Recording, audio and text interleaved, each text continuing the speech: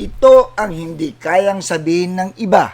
Si Martin Romualdez po, bumababa sa pwesto, humarap sa investigasyon, walang immunity, walang taguan.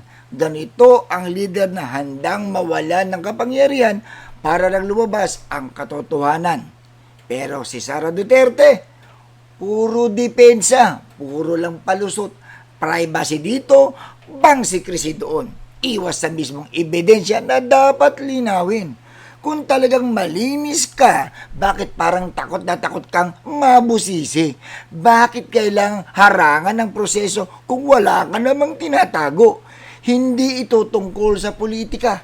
Ito ay tungkol sa integridad. Dahil ang totoo mga kababayan, ang may tapang humarap, ang may tinatago, umiilag. At kung paulit-ulit kang umiiwas, hindi na yan simpleng depensa. Yan ay malinaw na indikasyon. Gising mga kababayan, malaki ang pinagkaiba ng dalawa. Yung isa, laging humarap at rumirespeto sa batas. Yung isa naman, ang daming sinasabi at panay pa ang banat sa administrasyon. Puro pag-iwas na lang ang ginagawa.